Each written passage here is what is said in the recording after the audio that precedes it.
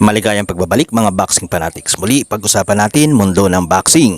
Weljon Mindoro nakauwi na ng Pinas matapos ang matagumpay niyang laban kay Diomedes Potes. Isang stoppage victory sa round 1 matapos paulanan ni Mindoro ang malalakas na kombinasyon. Itong si Diomedes Potes sanhi upang umayaw itong si Potes sa kanilang laban. Ito na nga mga boxing fanatics. Nakauwi na nga itong si Weljon Mindoro upang paghanda naman ang kanyang susunod na laban na ayon sa MP Promotion ay kasama si Weljon na lalaban sa pagdiriwang ng ika-50th anniversary ng makasaysayang Trilla in Manila, ang laban ni Muhammad Ali at Joe Frazier, kung saan dinurig ni Muhammad Ali itong si Smoking Joe sa trilogy ng kanilang laban dito sa Pilipinas. Balik tayo kay Weljon Mindoro mga boxing fanatics. Alam nating isa sa mga top middleweight Filipino prospect itong si Weljon Mindoro na may malinis na record na 15-0 and only 1 draw. Subalit kailangang i-level up na ni Mindoro ang kanyang mga susunod na laban. Ayon nga sa isang Pilipino boxing analyst na si Attorney Ed Tolentino na malulupit at mga elite boxer ang nasa middleweight division, kung saan naghari sina Canelo Alvarez, Triple G, Carlo Brothers at iba pang malulupit na mga elite fighters ng middleweight division. Sa boxing record nga, malayo pa itong si Weljon Mindoro dahil hindi pa naman siya nagiging world champion. Subalit sa tulong ng MP Promotion na humahawa kay Weljon Mindoro, step by step, marami siyang magiging laban dito sa loob at labas ng bansa. Ipagpatuloy lang ni Weljon ang kanyang magandang ginagawa. Stay humble, gaano man kalayo ang narating. Dahil sa nakikita ng boxing fans, itong si Weljon, the Triggerman Mindoro, ay malayo ang mararating sa mundo ng boxing. Tulad ng kababayan nating si Severino Garcia na nag-champion sa middleweight division. Sa ibang boxing news mga boxing fanatics, sa nalalapit na laban ni Naoya Inoue at Murodjon Akhmadaliev sa September 14 na gagawin sa Japan, mukhang kinakabahan na itong si Naoya Inoue sa lumabas na footage ni Murodjon Akhmadaliev na bato-bato na ang katawan 2